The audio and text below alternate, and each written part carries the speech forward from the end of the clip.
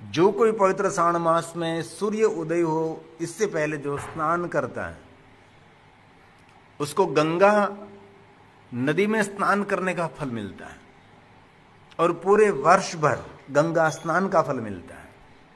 और गंगा तो हमारी सबकी मां है और हर सनातनी का एक मन रहता है कि जीवन में एक बार गंगा स्नान करे।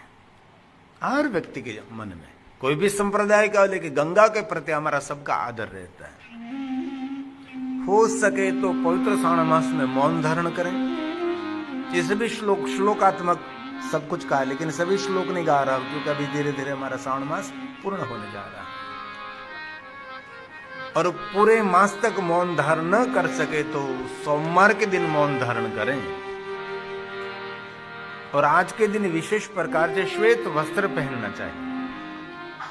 सोमवार के दिन श्वेत वस्त्र धारण करके भगवान शिव जी को श्वेत पुष्पों से पूजन करना चाहिए। सोमवार शांति देने वाला है, कामना मनोकामना पूर्ण करने वाला सोमवार है। और हम सभी मेरे भाग्य की सराहना करते हैं कि आज हम सभी श्रावण मास का जो आखिरी सोमवार है और महादेव की हम कथा श्रवण कर रहे हैं। और कहा भी है कि पवित्र श्रावण मास में और बहुत सारे व्रत न हो सके, लेकिन कथा श्रवण करे तो सभी व्रतों का फल मिलेगा, ऐसा भी कहा है। इस महीने में जितेंद्रिय रहना चाहिए, ब्रह्मचर्य का पालन करना चाहिए, धरती पर शयन करना चाहिए, उपवास करना चाहिए। उपवास न कर सके तो एक समय भोजन करके भी विशेष प्रकार से भगवान महादेव का अर्चन पूजन करें, रुद्राभिषेक करें, रुद्र पाठ करें, अति रुद्र याग करें। और हो सके तो इस महीने में लगातार निरंतर पंचाक्षर मंत्र का जाप करें। 3 महीने में किया गया छोटा सा भी सत्कर्म बहुत बड़ा फल देता है। थोड़ा सा सत्कर्म किया लेकिन अधिक फल देने वाला ये पवित्र श्रावण मास है। महादेव ने स्वयं ने कहा है कि मुझे अति प्रिय पवित्र श्रावण मास है। 12 महीने में मुझे जो कोई प्रिय मास है तो पवित्र श्रावण मास है। इसलिए ये महीना धर्म की वृद्धि करने वाला है, पुण्य देने वाला है। इसलिए पवित्र श्रावण मास में एक दिन एक पल भी ऐसी हमारे नहीं होनी चाहिए जिस पल में हमने भगवान शिव जी को याद नहीं किया है। कल भी हमने थोड़ा सा ज्योतिर्लिंगों के बारे में कहने का प्रयास किया था, प्रभास तीर्थ की थोड़ी सी महिमा आपके समक्ष में कहने का प्रयास किया था। आज भी मैं धीरे धीरे ज्योतिर्लिंगों की कथा में प्रवेश करूंगा क्योंकि बहुत विस्तृत कथा है। ये शिव महापुराण अंतर्गत कोटि रुद्र संहिता में कथा है। शिव महापुराण ग्रंथ की जो 7 संहिता है, इसमें एक संहिता का नाम है कोटि रुद्र संहिता, जिनका दूसरा नाम है लिंगावली। इनमें बहुत सारे भगवान महादेव के लिंग स्वरूपों की कथा है। इसलिए जो कोई मनुष्य 12 ज्योतिर्लिंग की कथा का श्रवण करते हैं उस मनुष्य की कामना मनोकामना की पूर्ति रहती है। जो कोई 12 ज्योतिर्लिंग की कथा का श्रवण करते हैं इस मनुष्य को 12 ज्योतिर्लिंग की यात्रा का फल मिलता है। ऐसे ज्योतिर्लिंगों की विशेष महिमा है। ज्योति का अर्थ है प्रकाश, प्रकाश का अर्थ है अंधकार को दूर करना, अज्ञानता से दूर करना, अज्ञान से दूर करना और ज्ञान की ज्योति प्रज्वलित करना है। ज्योतिर्लिंगों की एक महिमा है। तो आपके समक्ष में धीरे धीरे ज्योतिर्लिंगों की कथा में प्रवेश करूंगा। आज सोमवार है और आप सभी के सोमवार का व्रत भी किया होगा, लेकिन हमें कथा का प्रारंभ इससे पहले 12 ज्योतिर्लिंगों को प्रणाम करेंगे। ज्योतिर्लिंगाय नमः। देखो, ज्योतिर्लिंगों को प्रणाम करने मात्र से सभी ज्योतिर्लिंग की यात्रा का फल मिलता है। रोज याद करना चाहिए, रोज बोलना चाहिए। इसलिए मेरे साथ आप बोलेंगे, मेरे साथ गाएंगे और थोड़ा सा प्रयास भी करेंगे क्योंकि पवित्र श्रावण मास है। और जब मैं ज्योतिर्लिंग में जाता हूँ तब भी ये पाठ मैं रोज करता हूँ और श्रोताओं के पास भी मैं बोलाने का प्रयास करता हूँ। तो आइए प्रथम ज्योतिर्लिंग से प्रारंभ करें। सोमनाथाय नमः नमः।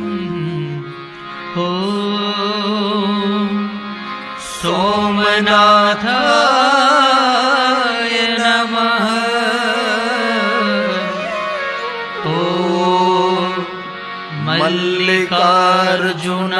मल्लिकार्जुनाय नमः। साथ में गाइए, साथ में। ओम सोमनाथाय नमः। ॐ मल्लिकार्जुनाय नमः। ॐ महाकालेश्वराय नमः। ॐ ज्योतिर्लिंगाय नमः। ॐ महाकालेश्वराय नमः। ॐ ज्योतिर्लिंगाय नमः। आवाज निकालिए।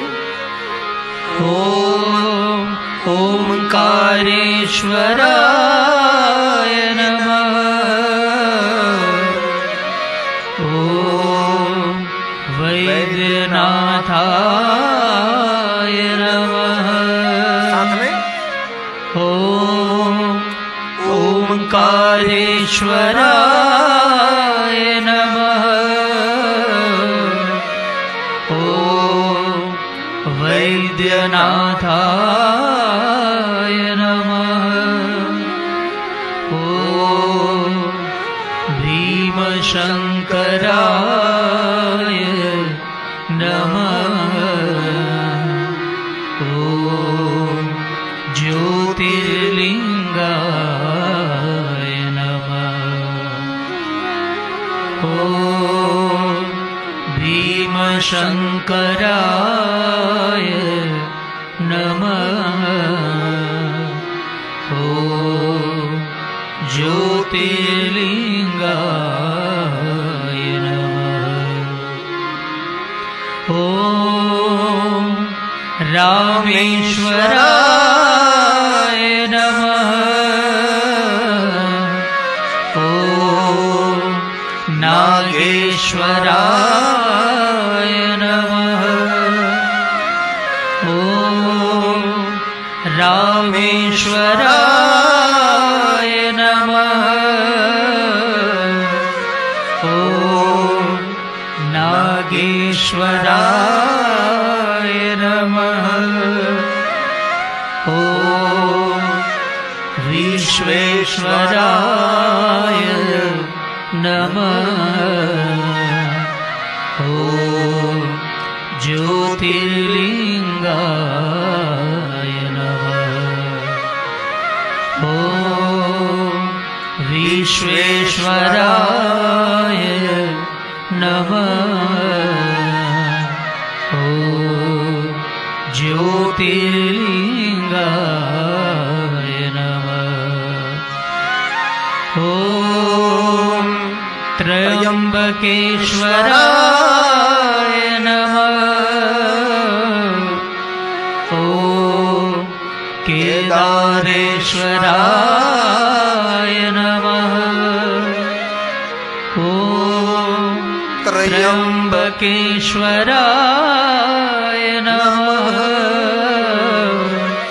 ॐ केदारेश्वराय नमः।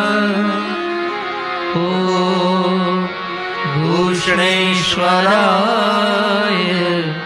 नमः। ॐ ज्योतिर्लिंगाय नमः।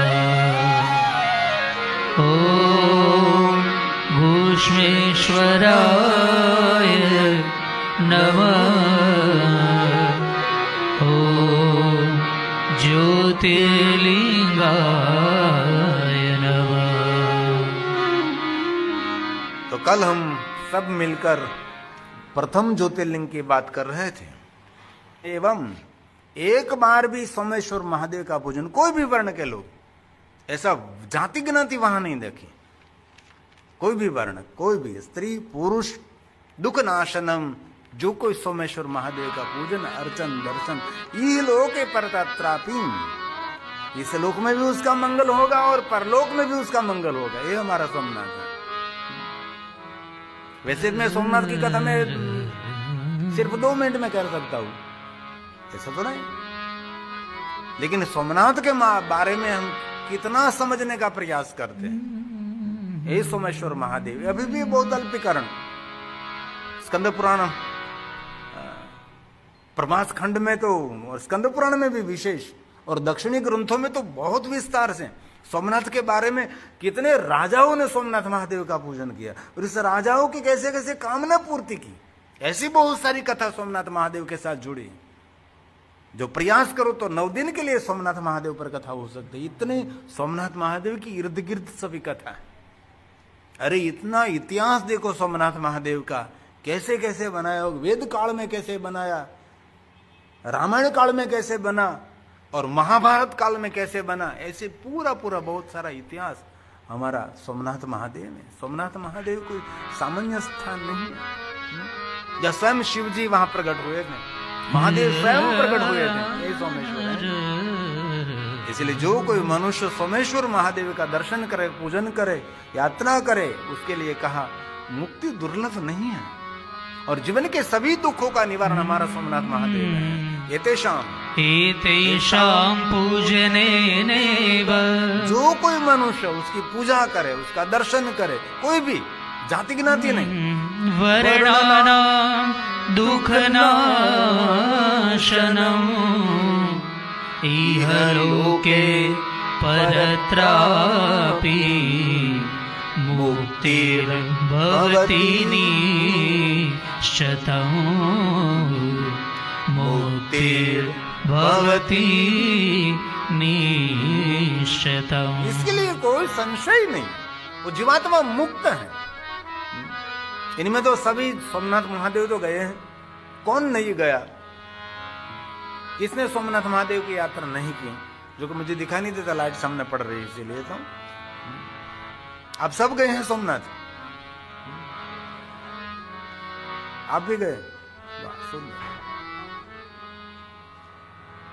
कभी भी गुजरात आओ तो सोमनाथ महादेव की यात्रा तो करनी चाहिए। गुजराती तो हर साल जाता है, मैं तो हर साल 9 दिन के लिए वहां भगवान की कथा गाने के लिए जाता हूँ, कोई ना कोई जजमान के माध्यम से। और कभी अवसर मिले तो भगवान महादेव सोमनाथ को नैवेद्य अर्पण करना चाहिए। ये नैवेद्य स्वयं को भी ग्रहण करना चाहिए और बहुत सारे भक्तों को नैवेद्य देना चाहिए, खिलाना चाहिए। खाना भी चाहिए, वो खिलाना चाहिए, ग्रहण भी करना चाहिए, दूसरों को भी प्रसाद में अर्पण करना चाहिए। मेरे गुरुजी स्वरूपानंद सरस्वती महामंडलेश्वर 1008, उसका मूल स्थान है सीहोर के पास गौतमेश्वर महादेव। तो हर ज्योतिर्लिंग में 1 महीने तक रहते हैं और 1 महीने तक भंडारा चलाते हैं। जितने दर्शन करने के लिए लोग आते हैं, 1000, 2000, 5000, लाख, 2 लाख, कितने लोग आते हैं। सुबह से शाम तक 1 महीने तक ऐसा प्रसाद की व्यवस्था करते हैं, भंडारा। वो बैठते हैं और बहुत सारे ऐसे सब काम करते हैं। और सुंदर मिष्टान भोजन, वैसे वैसे नहीं बना करने खातिर कर दिया, ऐसा नहीं, विशेष प्रकार से गरम गरम ताजा ताजा मिष्टान भोजन के साथ कोई भी यात्री, कोई भी व्यक्ति, स्थानिक भी, किसी को ना नहीं, सुबह से शाम तक ये शुरू रहता है। 1 महीने सभी ज्योतिर्लिंगों में। मेरे गुरु महाराज हैं, जिनके पास से मैंने मंत्र दीक्षा ली थी, मुझे मार्गदर्शन किया था जिसने। इसीलिए कभी अवसर मिले तो ग्रह्यमेषां च नैवेद्यम, ज्योतिर्लिंग का नैवेद्य ग्रहण करने से चांद्रण व्रत का फल मिलता है। और सभी व्रतों में कोई कठिन व्रत, अभी जो टेलीविजन में देखते हैं हमारे गुरुजी का, हर मास 1 महीने तक जो ज्योतिर्लिंग में रहते हैं और ऐसे भोजन की व्यवस्था वो करते हैं। बड़ी लाइन लगती है भोजन की सुविधा व्यवस्था के लिए। और कभी अवसर मिले तो जरूर करिए। इसलिए भगवान महादेव ज्योतिर्लिंग को अर्पण किया गया नैवेद्य। आई बेस वैदी आडू पड़े एम कथा में मजा आई जाए। हम देखाय ने तो मजा आवे, आडू पड़े ने तो मजा ना आवे। एम घणी वार कथा में एवी जग्याए बेन कोनो तोलो आडो पड़तो ने तो एवो नड़े। कई कथा सांभळ्यो ने खबर, आडू कोईनु माथो होतो ने तो मजा ज न। ये पाछो आम घड़ीक आप आम करी, आम करी, आम कर, एवी कथा में आम तकलीफ पड़ी जाए એટલે આમ ઘડીક આમ હોય ને તો સારું લાગે।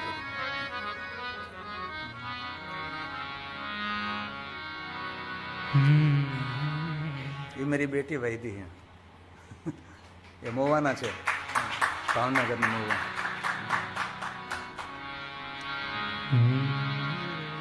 મને કઈ બીજું તો કઈ નથી જો પણ સોમવારે કથા સાંભળું તો થાય ને, બાકી તો સોમવારે અહીંયા દેશમાં વિદેશમાં નોકરી કરવી, જોબ કરવી કે વ્રત કરવું, પૂજા કરવી કે અનુષ્ઠાન કરવા, પણ એક ઘડી આધી ઘડી ભગવાન મહાદેવની કથા સાંભળી લો, બધા વ્રતો કરવાનું ફલ મળે.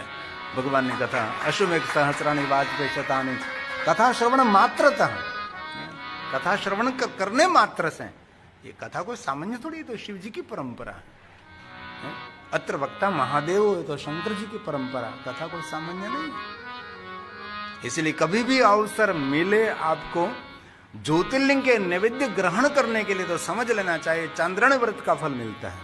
और सभी व्रतों में जो कठिन व्रत कोई है तो चांद्रायण व्रत का व्रत बहुत कठिन है, ऐसे पुण्य मिलता है. जो कोई ज्योतिर्लिंग का नैवेद्य भक्षण कर खा रहा है, ग्रहण कर रहा है, उसके जन्म जन्मांतर के पाप जलकर भस्म हो जाते हैं, ऐसा भगवान ने कहा है. व्यास जी का सभी वचन है. ग्राह्यमेषां च नैवेद्यं भोजनीयं प्रयत्नतः ततः कर्तुः सर्वपापानि भस्म साध्यांति वै क्षणा.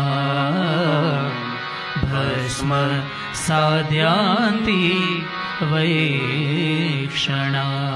एक क्षण में मनुष्य अपने जीवन के सभी पापों में से मुक्त हो जाएगा.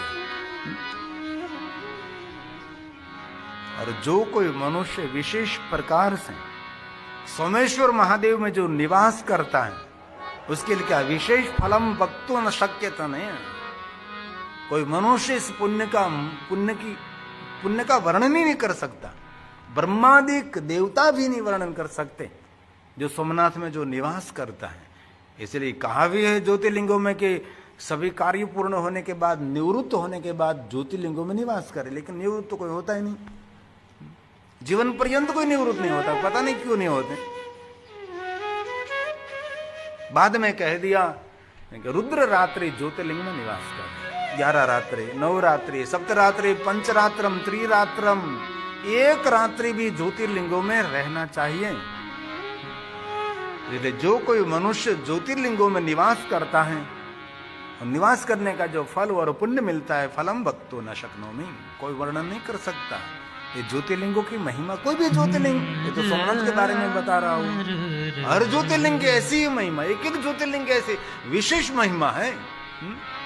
ज्योतिषां चैव लिंगानां, ज्योतिषां चैव लिंगानां ब्रह्मादि बिरलं द्विजा विशेषतः फलं वक्तुं शक्यते न परेस्तथा. शक्यते न परेस्तथा. कोई विश्व के देवता ज्योतिर्लिंग में निवास करने का जो पुण्य मिलता है उसका वर्णन नहीं कर सकते.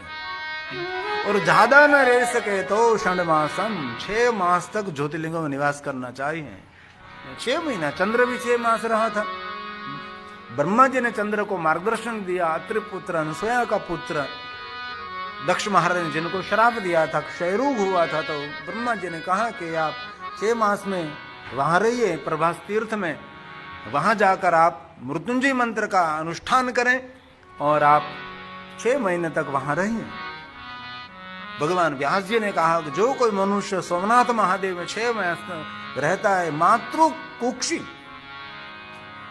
उसको मां के पेट में रहना नहीं पड़ेगा, गर्भ का दुख उनको भोगना नहीं पड़ेगा. ऐसा भगवान ने कहा है. मैं मध्यस्थी हूं, जो कुछ मैं कह रहा हूं सब कुछ व्यास जी का प्रसाद है, ये सब कुछ शिव महापुराण अंतर्गत है. मैं श्लोकात्मक आपको अच्छे से कथा समझाने का प्रयास करता हूँ, बाकी तो अभी नचा सकता हूँ, हंसा सकता हूँ, मजाक करा सकता हूँ, ये तो चलता ही रहता है. तो बीज तो बो रहा हूं. कोई कभी 6 मास तक सोमनाथ में रहे, उसके लिए कहा मां के पेट में उसको निवास नहीं करना पड़ता.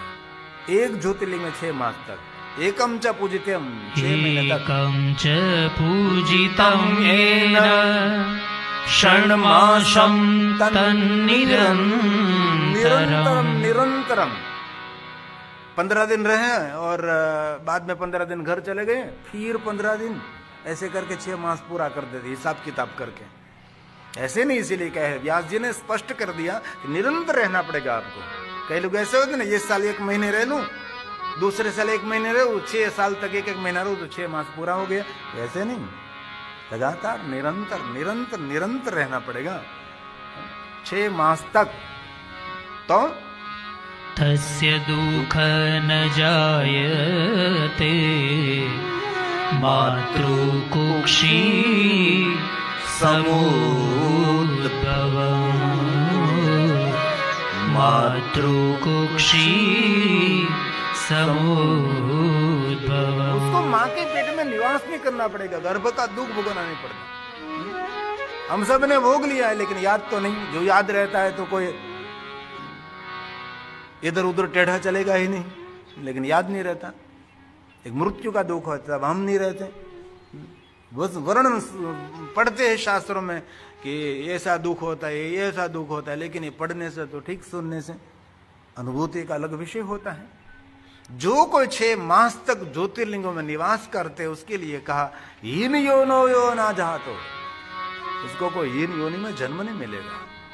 जन्म होगा तो उत्तम कुल में उसका जन्म होगा। उत्तम कुल એટલે कोई जाति ज्ञाति नहीं, उत्तम कुल उसको कहा जाता है जिन कुल में भगवान का भजन, सत्कर्म, सत्कार्य, यज्ञ, पूजा, अर्चन, जिन परिवार जे कुल में भगवान की भक्ति प्रधान रहती है, सत्कर्म, सत्कार्य और परोपकार धर्म प्रधान रहे, उसको कहते उत्तम कुल। ऐसे कोई वर्ण व्यवस्था की बात नहीं, इसमें कहा श्रेष्ठ कुल उसको कहा है जिस कुल के अंदर भगवान महादेव का आराधन हो रहा है। जो माता पिता महादेव के भक्त हैं, ऐसे श्रेष्ठ माता पिता के पेट जन्म रहना वो श्रेष्ठ भगवान की कृपा है। और शिव महापुराण में ऐसे बहुत सारे श्लोक हैं जो ऋषि मुनियों ने भगवान को बार बार कहा, शिव भक्त माता पिता के वहां हमारा जन्म होना चाहिए। यहां भी कहा विमल कुल में सतकुले पुनः, श्रेष्ठ कुल में, विमल कुल में, जिन कुल में कोई मल नहीं, ऐसे कुल जन्म भवे तत्र, वहां जन्म मिलना चाहिए हम सबको। इसलिए जो कोई ज्योतिर्लिंग में निवास करता है उसके लिए कहा हीन योनो, हीन योनो यदा जातो ज्योतिर्लिंगं च पश्यति। दर्शन करने मात्र से, पहले तो पूजा की महिमा, अब दर्शन करने मात्र से, ज्योतिर्लिंग के दर्शन करने मात्र से, पश्यति मतलब देखना।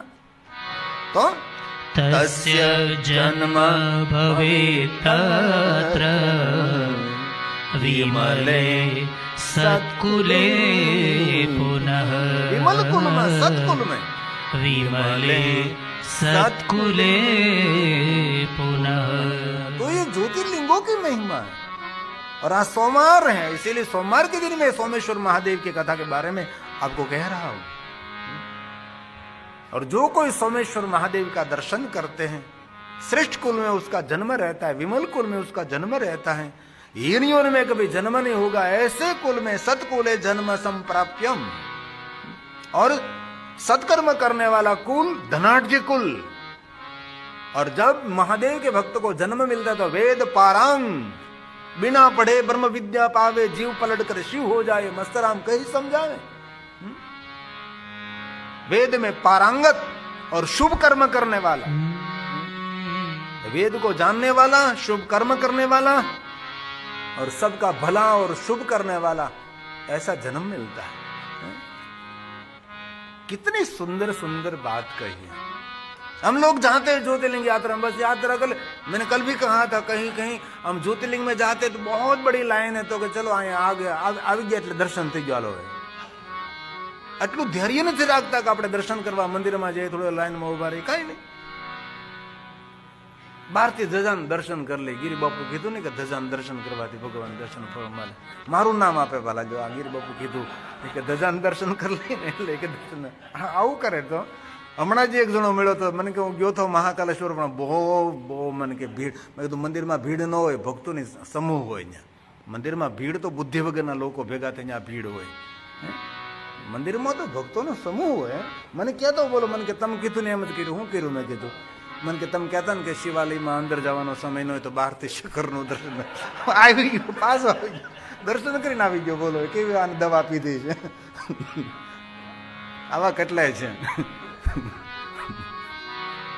પાછા એ આપણા ભાગ્ય વગર એને ઓળખતા બોલો આપણે. એ આપણા ભાગ્ય જ કહેવાય ને. જો સતકુલે જન્મ, સત્કુલે જન્મ સંપ્રાપ્ય ધનાઢ્યો વેદ પારગ શુભ કર્મ તદા કૃત્વા મુક્તિમ યાત્યન પાયિને મુક્તિમ યાત્યન પાયે. नारद जी गंगा के तट पर बैठकर नारद जी ने तप का प्रारंभ किया. ये कथा रामचरित मानस में बहुत सुंदर कथा, शिव महापड़ ग्रंथ में भी दिव्यता से भरी हुई कथा है.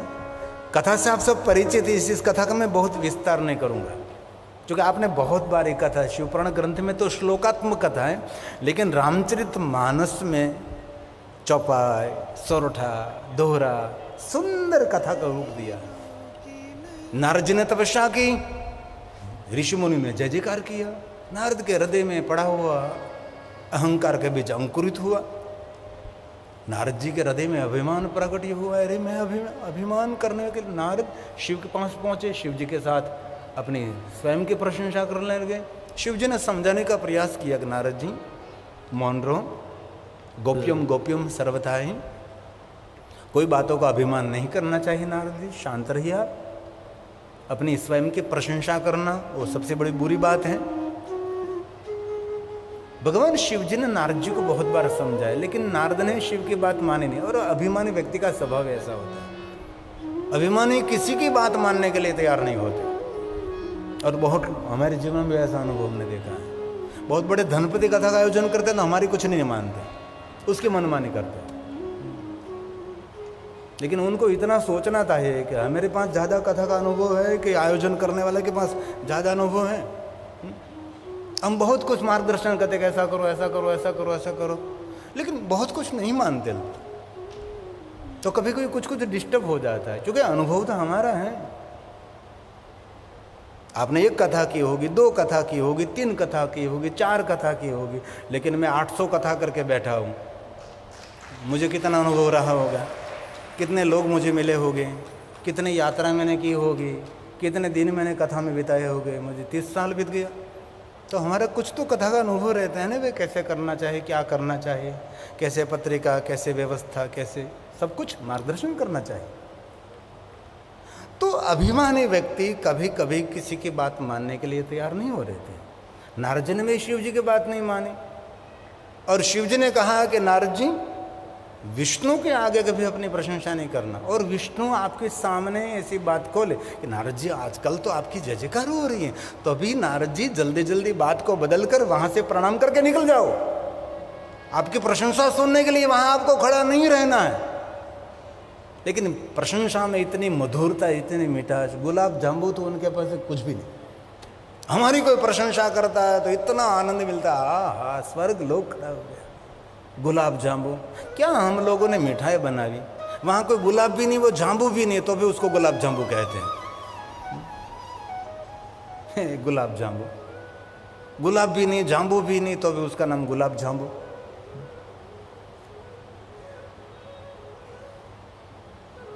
नारद जी विष्णु भगवान के पास पहुंचे. नारद जी ने अपने स्वयं की प्रशंसा की.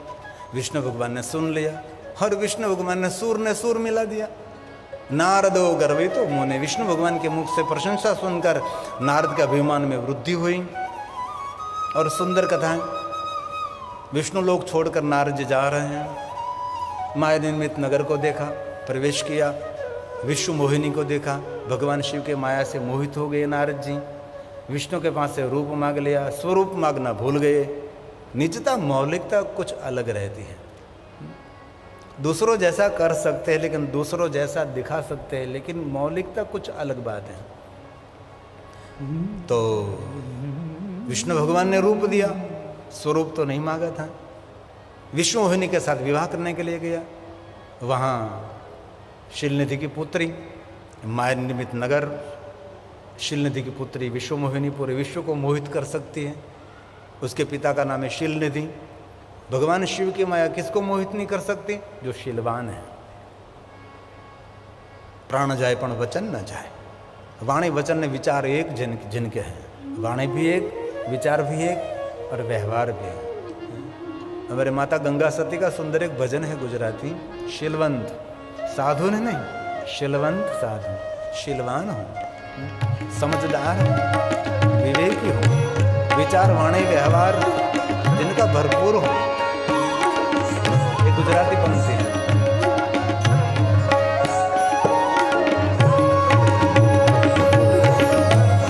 शीलवंत साधु ने वारे वार नमिए पांगा, बदले नहीं वर्तमान।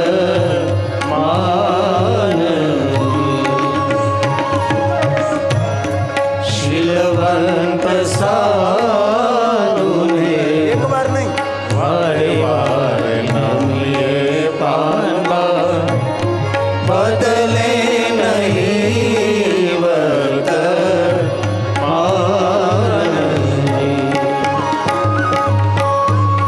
चित्त निवृत्ति जने सदा निर्मणि ने, चित्त निवृत्ति जने सदा निर्मणि ने, महाराज काये मेरे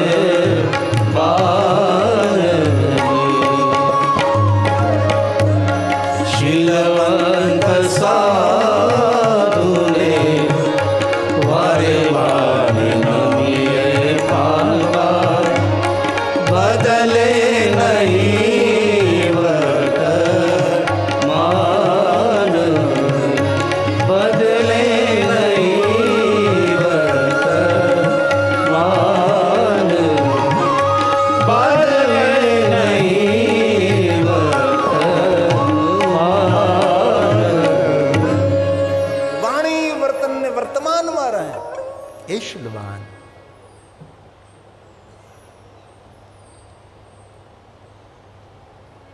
नारद जी विश्व मोहिनी के साथ विवाह करने के लिए गए, लेकिन विश्व मोहिनी ने भगवान विष्णु को माला समर्पित की और नारद जी के पास बैठे हुए विष्णु रूपधारी उनके पास बैठे थे शिवगण। नारद जी को बहुत कुछ तो नहीं कहा। नारद जी, हम महादेव के गण हैं, इसीलिए बहुत कुछ हम नहीं आपको कह रहे, लेकिन आपका जरा मुख देख लीजिए। नारद जी ने मुख देखा, तल्ली पशु स्वमुख वानर, मुख वांदर जैसा दिखाई दिया। અને અભિમાની માણસ વાંદરા જેવો જ લાગે। કોઈ પણ અભિમાની હોય અને ગમે એટલા સુંદર વસ્ત્રો પહેર્યા હોય, ગમે એટલા સોના ચાંદીના આભૂષણો પહેર્યા હોય, ગમે એટલો સુંદર મેકઅપ કર્યો હોય, પણ એ અભિમાની માણસ હંમેશા વાંદરા જેવો જ લાગે। नम्रता, विनम्रता, सरलता, ये हमारे लिए श्रृंगार, हमारी शोभा है, हमारे आभूषण है। नारद जी ने शिव गणों को श्राप दिया, आप दोनों राक्षस रहोगे। नारद जी क्रोध युग विष्णु भगवान के पास आए, विष्णु जी का अनादर किया, विष्णु जी को कहा नारायण में से नर बनेंगे, नारी वियोग का दुख भोगना पड़ेगा। और नारद जी ने बहुत कुछ भगवान विष्णु को सुना दिया। क्रोध में आप क्या बोलते हैं आपको कभी सुनाई नहीं देता, क्योंकि क्रोध के समय आँख और कान बंद हो जाते हैं, किसी की पहचान नहीं रहती क्रोध में, कुछ सुनने की शक्ति नहीं रहती, समझने की शक्ति क्षीण हो जाती है। ये क्रोध है, अज्ञानता का प्रतीक क्रोध है। अज्ञानता से उत्पन्न रहता है, अभिमान से क्रोध बढ़ता है। क्रोध कटु वाक्यों के साथ घनिष्ठ संबंध रखता है, इसलिए क्रोध को चांडाल कहा है। अति क्रोधी व्यक्ति आंख होते हुए भी उसको अंध कहा है। क्रोध विवेक का जड़मूल में से सर्वनाश करता है। क्रोध का तूफान व्यक्ति को विनाश की ओर ले जाता है। इसीलिए कथा सुनकर हम सब निर्णय करेंगे, हम शिव जी की तरह शांत रहेंगे, कभी क्रोध नहीं, कभी आक्रोश नहीं। क्यों? कुछ भी नहीं होगा। शिव जी निरंतर शांत रहते हैं, शिव जी को क्रोध करने की कोई आवश्यकता नहीं। लेकिन बहुत लोग प्रवचन करते भगवान शिव जी क्रोध करते हैं। अरे महादेव ने स्वयं काली को समझाया, काली शांत हो जाओ, क्योंकि काली क्रोध कर रही थी। क्यों? असुरों का संहार किया था। असुरों का एक रक्त में धरती पर पड़ा था, एक रक्त में से हजारों शत्रु, हजारों राक्षस पैदा हो जाते थे, उत्पन्न हो जाते थे। इसलिए काली सब रुधिर पी जाती थी, मस्तक गले में रखती थी और हाथ पैर काट कर अपने अंग पर लगा देती थी। इसलिए इसका विराट रूप बढ़ता जाता था। पहले तो काली थी, इतना विराट रूप बढ़ा को महाकाली हो गई। रक्त पीकर सब कुछ खा कर इतनी क्रोधित हो गई और पूरी पृथ्वी को घुमा रही है। और सभी देवता भी भयभीत हो गए। तब शिव के पास गए और महादेव आप काली को शांत करें। क्रोधी व्यक्ति को शांत करने के लिए उसके सामने क्रोध नहीं, शरणागति।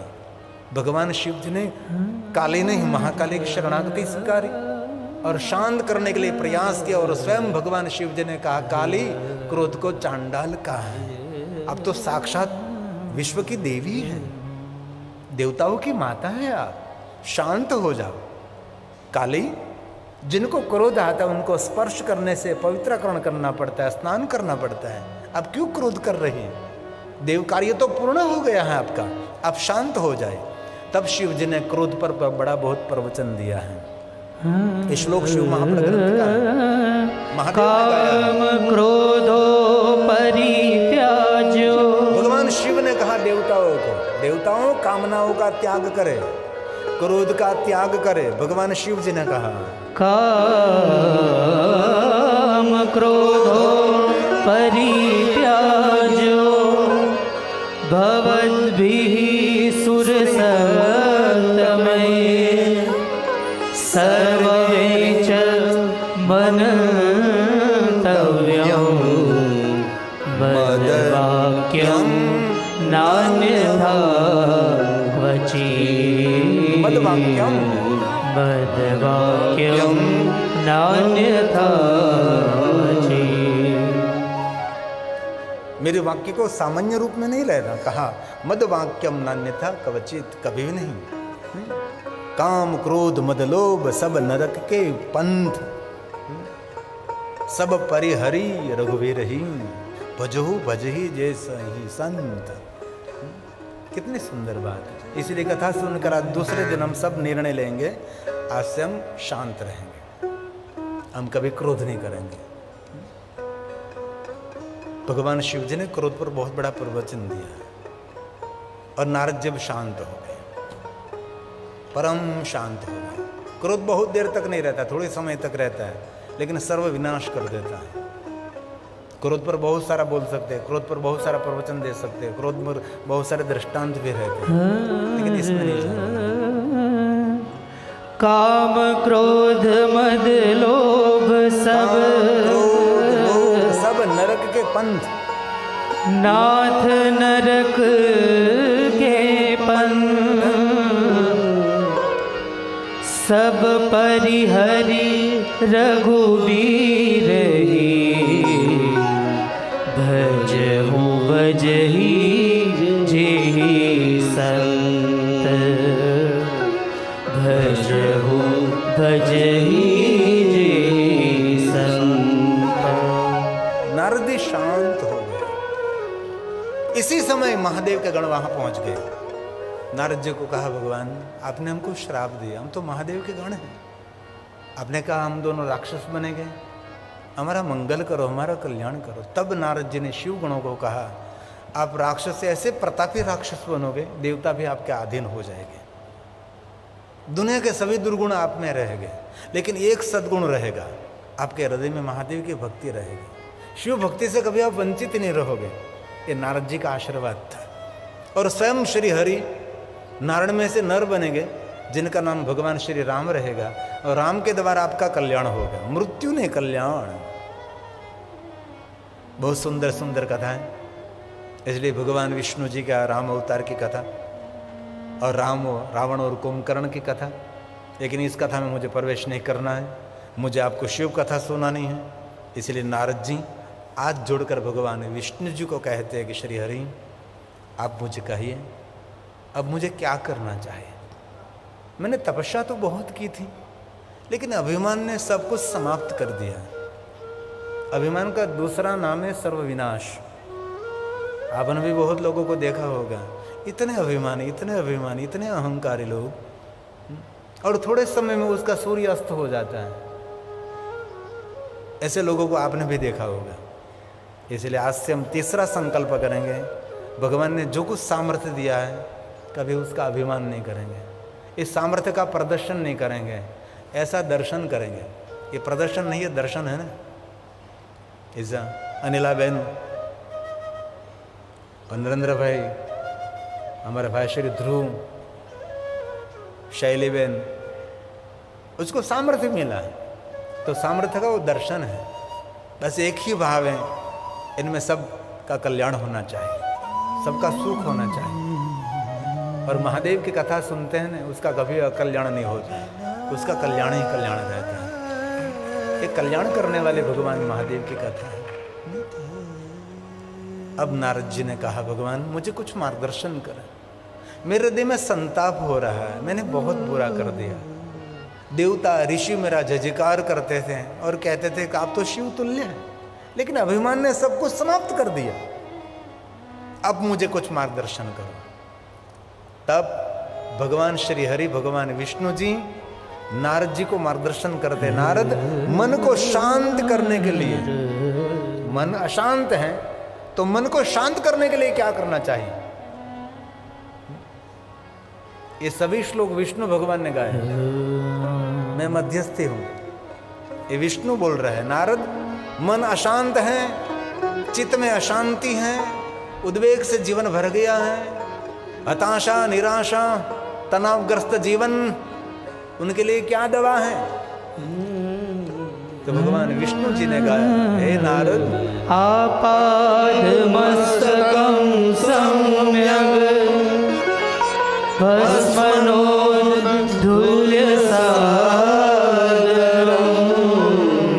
आपके भाल में भस्म का त्रिपुंड करें। भस्म औषधि है, भस्म जड़ी बूटी है। बाल में भस्म का त्रिपुंड करना चाहिए, कभी कभी भस्म को धारण करना चाहिए, भले रोज न कर सके, लेकिन जब कथा सुनते हैं, भगवान महादेव की पूजा अर्चन करते हैं, तब तो जरूर बाल में भस्म का त्रिपुंड करना चाहिए। भगवान विष्णु जी ने नारद जी को भस्म त्रिपुंड के लिए कहा, बाल में भस्म का त्रिपुंड करिए, आपाद मस्तकम सम्यक। शिव महापुराण ग्रंथ में सुंदर भस्म महात्म्य है, और सभी शयनकादि महात्माओं ने सूत पुराण को पूछा है, हे सूत पुराण जी, हम आपके पास कुछ जिज्ञासा व्यक्त कर रहे हैं। हे सूत सुत महाभाग, व्यास शिष्य नमस्तुते। आप भगवान महर्षि वेद व्यास जी के शिष्य हैं, इसलिए हम नमस्कार करते हैं, क्योंकि बड़े गुरु के शिष्य हैं आप, बड़े बड़े प्रतिष्ठित माता पिता के पुत्र हैं, इसीलिए हम आपका सम्मान करते हैं। आप में तो कुछ दम नहीं है, लेकिन आप बहुत बड़े माता पिता के पुत्र हैं, बहुत बड़े गुरु के शिष्य हैं, इसीलिए हम प्रणाम करते हैं। लेकिन आप में तो गुरु परंपरा उतरी है सुत पुराणी, किन शब्दों में आपके हम प्रशंसा करें? लेकिन भगवान व्यास ने जो कहा है वो कहने का प्रयास करें। इस शयनकादि महात्माओं ने प्रयाग तीर्थ में गाया है, सूत सूत महाभाग व्यास शिष्य नमोस्तुते। हम नमस्कार करते हैं। तदेव व्यास तो ब्रूहि ब्रूहि बोलना। भगवान व्यास भगवान जो बोले हैं, क्या बोले हैं? भस्म महात्म्यं उत्तमम् भस्म महात्म्यं उत्तमम्। उत्तम से उत्तम भस्म महात्म्य जो कहा है वो कहने का प्रयास करें। उसके अलग अलग प्रकार हैं। सर्व मंगल करने वाली भस्म है, द्विविधम भस्मं संपूर्णम सर्व मंगल परम, परम मंगल करने वाली भस्म है। ये शिव महापुराण अंतर्गत है। श्लोकात्मक कथा है। द्विविधं भस्म सम्प्रोक्तं सर्वमङ्गलदं परं तत्प्रकारमहं वक्षे सावधान तथा शृणु सावधान तथा शृणु। भस्म के बहुत सारे प्रकार हैं। महाभस्म, श्रोत भस्म, स्मार्त भस्म, लौकिक भस्म और स्वलभ भस्म, अग्नि भस्म, देवाग्निजनित भस्म, शिवाग्निजनित भस्म। पूरी भस्म की बहुत बड़ी श्रृंखला है। और भस्म लगाने का किसको अधिकार है? ब्राह्मण, क्षत्रिय, वैश्य, शूद्र, स्त्री, विधवा, बालक, ब्रह्मचारी, गृहस्थ, वानप्रस्थी, सन्यासी, व्रती। उसका अर्थ है सबको भस्म धारण करने का संपूर्ण अधिकार है। जिनके भाल में भस्म का त्रिपुंड है, उनकी कोई जो निंदा करता है, उसका कोई त्याग करता है, वो नरक में निवास करेगा। इसलिए आप कभी भस्म का त्रिपुंड न कर सको, लेकिन किसी के भाल में भस्म का त्रिपुंड है, भस्म की बिंदी है, तो उसका कभी तिरस्कार नहीं करना चाहिए और उसकी कभी निंदा नहीं करना चाहिए। तो शिव महापुराण ग्रंथ में कहा उसको नरक मिलेगा।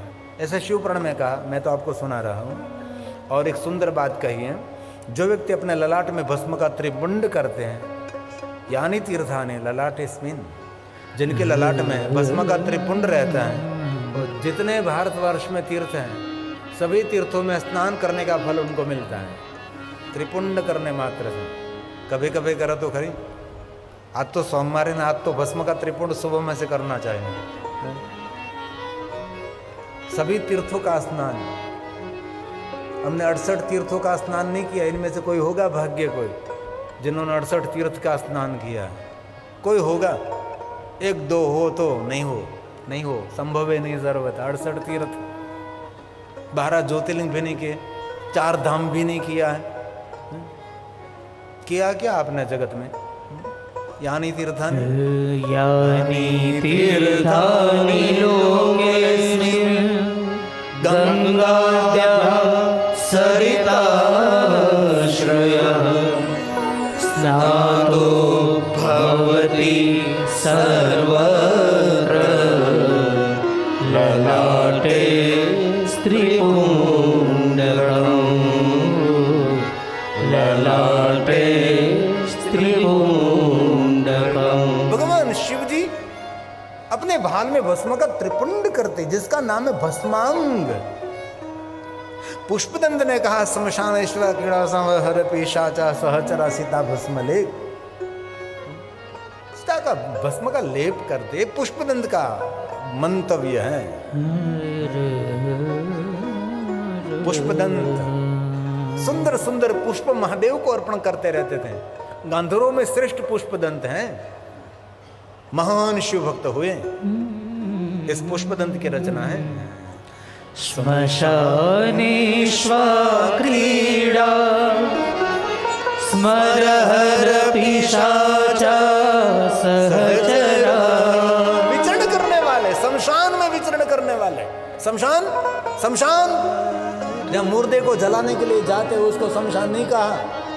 साधु ये मुर्दों का घर है।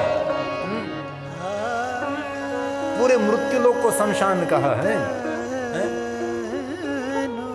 शंकर जी जैसे सर्जन करते हैं ना, शंकर जी वैसे ही विसर्जन कर लेते हैं। जब जगत का सार रहता है, तब शिव जी अपने अंग पर धारण कर लेते हैं। इस भस्म के बाद ही वहां पे मुर्दे को जलाने के लिए जाते हैं, और मुर्दे में से भस्म हुई, ये शिव जी मुट्ठी भरकर अपने भाल में नहीं, जगत का सार है भस्म, त्रिभुवन का सार है भस्म। इसलिए पुष्पदंत ने कहा, श्मशानेश्वा क्रीडा स्मरहर पिशाचा सहचरा चिता लेपन लेपन लेपन लेपन श्रव पिरुक रोटी परिकर अमंगल्यम शीलम। देखने में अमंगल लगते हैं शिव जी, देखने में कैसे लगते हैं? अमंगल। लेकिन शिव जैसा मंगल करने वाला कौन? महादेव के बारे में कोई विरोधाभास बोल रहा है ना, शिवपुराण ने कहा उसको काट दीजिए, लेकिन ऐसा तो मैं नहीं कह सकता हूं, लेकिन वहां से हट जाए। शिवपुराण ग्रंथ में तो ऐसी बात भगवान व्यास ने आक्रोश व्यक्त किया है कि शिव जी के बारे में जो भली बुरी बात बोलता है उसकी जीवा काट लीजिए, लेकिन ऐसा तो मैं नहीं कह सकता, वहां से हट जाओ। काट नहीं सकते, हट सकते हैं, है ना? जिनका बाह्य दर्शन अमंगल है, लेकिन सर्व का मंगल करने वाला मेरा महादेव है। और मैं दिल ठोक कर कहता हूं, जो महादेव का भजन करते ना, दुनिया में किसी की ताकत नहीं उसका कोई अमंगल कर सके।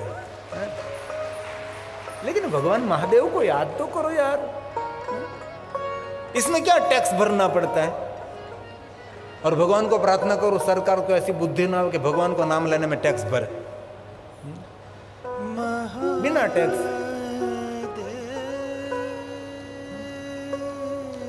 हलता चलता बैसता उठता खाता पीता उगता जागता घरमा वनमा शमशान में। कोई व्यक्ति आपकी प्रशंसा कर रहे तो भी भगवान का भजन करे, कोई व्यक्ति आपकी निंदा कर रहे तो भी भगवान का स्मरण करे। जपता रहता महादेव महादेव महादेव जपता महादेव की कीर्तना सर्व पाप हरम परम महादेव महादेव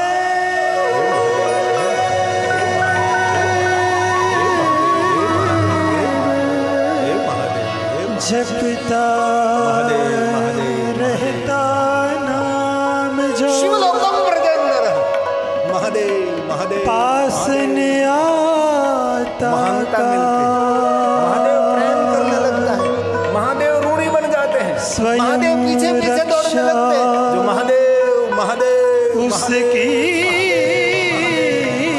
करे महादेव बोलता रहता है। स्वयं रक्षा उसकी करे भूतपति महाकाल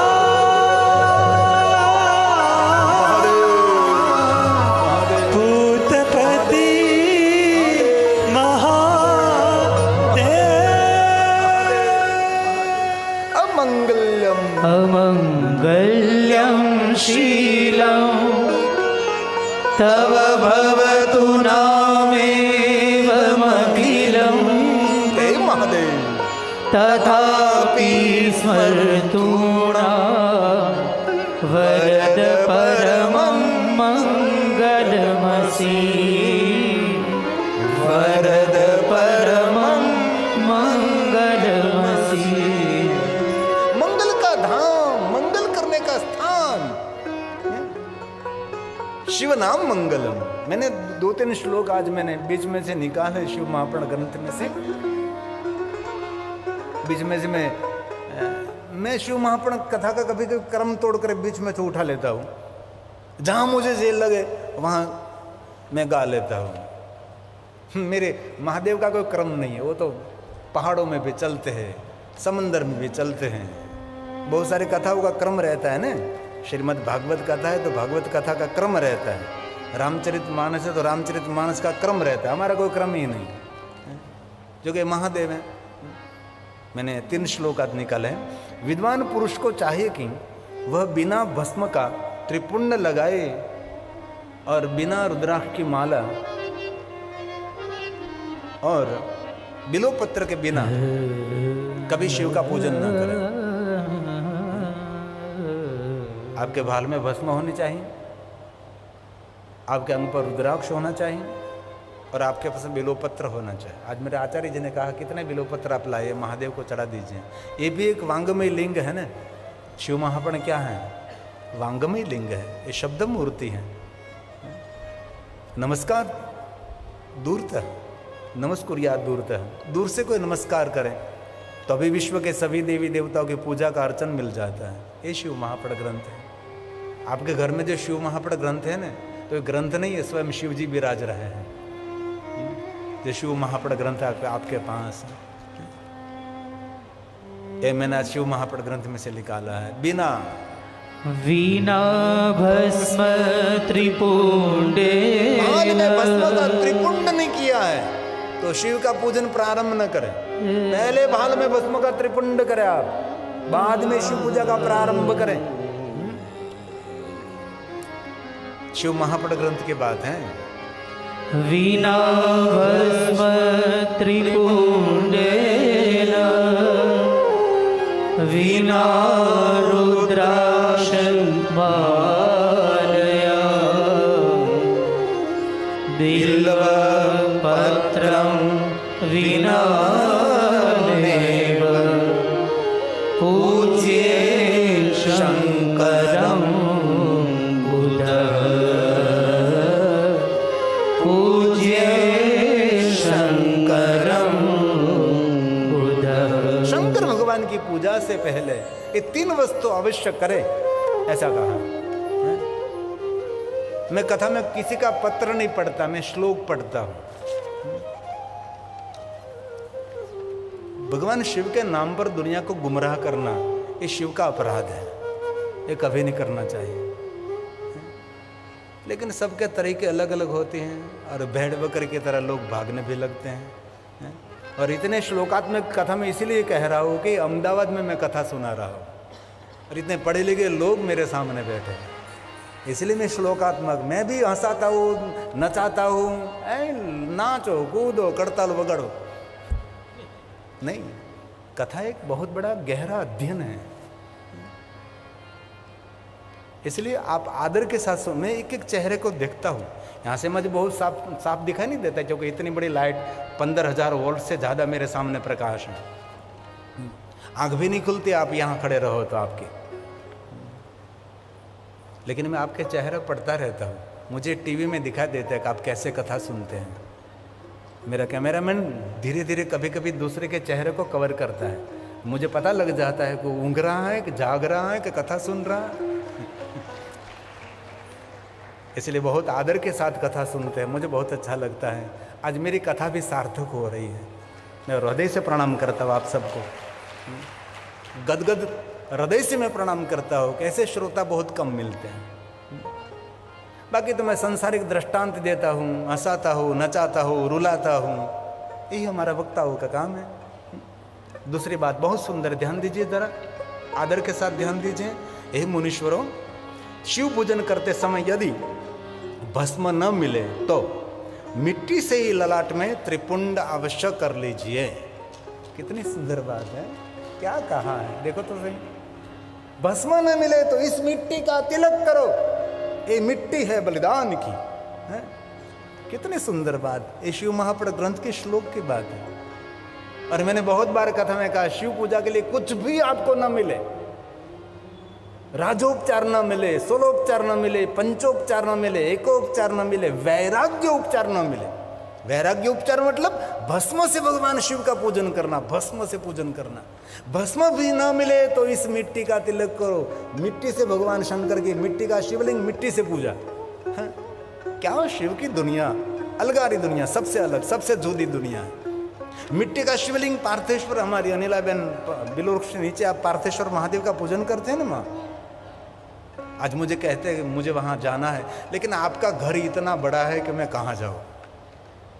इतना बड़ा घर है, मुझे, मैंने भी अभी पूरा घर नहीं देखा है, इतना बड़ा विस्तार में है।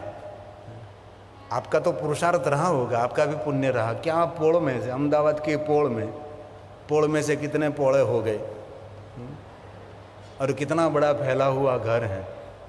कहीं बाहर जाने के जरूर, अंदर क्रिकेट खेलना तो क्रिकेट खेल लीजिए, अंदर हेलीपैड बनाना तो हेलीपैड बना लीजिए। इतना बड़ा घर सबके पास नहीं होता, ये आपके पूर्वजों की कोई कमाई है और आपके पूर्वजन्मों का कोई पुण्य है। और जितना बड़ा घर है इतना बड़ा दिल भी है, तो ही कर सकते हैं ना इतना बड़ा सुंदर साफ सुथरा डिजिटल आयोजन। कोई शोर नहीं, कोई शोर नहीं, इतनी सुंदर व्यवस्था है। इसलिए पार्थेश्वर महादेव मिट्टी में से शिवलिंग और पूजा से मिट्टी, क्या बात है, क्या शिव जी की दुनिया है। भस्मा प्राप्तो मुनि श्रेष्ठ प्रवृत्ते शिवपूजने तस्मान् मृदापि कर्तव्यं ललाटे च त्रिपुण्ड्रकम् ललाटे च त्रिपुण्ड्रकम्। भगवान महादेव की पूजा के समय आपको भस्म न मिले तो मिट्टी का तिलक करके भगवान महादेव का पूजन का प्रारंभ करें। हैं? ये पत्र नहीं है, ये श्लोक है। हैं? कथा सुनकर किसी की किडनी ठीक हो जाए ये अफवाह है। तो मैं कथा सुनाकर किसी की किडनी ठीक कर सकता हूं तो किडनी के हॉस्पिटल बनाने की क्या जरूरत है? और मेरा जजमान उसकी दोनों किडनी खराब हैं। ये तो शरीर की पीड़ा शरीर को भोगनी पड़ेगी। इसीलिए ऐसे चमत्कारी लेटर पढ़कर दुनिया को गुमराह कभी नहीं करना चाहिए। जो जीवन में हमारे कर्म है उस कर्म का फल तो भोगना ही पड़ेगा। इसीलिए लेटर नहीं है, ये श्लोक है। और एक बात, बहुत सुंदर बात है, जो मनुष्य वेदों तथा स्मृतियों में कहे गए सत्कर्मों की अवहेलना करते हैं, वेद में और स्मृति में जो कुछ सत्कर्मों कहे गए उस सत्कर्मों की अवहेलना करते हैं और दूसरे कर्म करने लगते हैं, उनका कभी मनोरथ पूर्ण नहीं होता। जो मेरे शास्त्रों में हमको जो नियम बताया है, ये नियम का निर्वाह करना चाहिए। नियम का अनुसरण नहीं करते हैं उसका कभी कल्याण नहीं होता, उसके मनोरथ कभी पूर्ण नहीं होते। इसलिए कैसे मनोरथ पूर्ण हो गए? जो मेरे शास्त्रों में, मेरे स्मृतियों ने, मेरे महापुरुषों ने, संतों ने जो हमने आदेश दिया, जो हमने संदेश दिया है, वेदों में जो कहा, स्मृतियों में जो कहा, 18 पुराणों में जो कहा, वैसे ही हमारा जीवन होना चाहिए।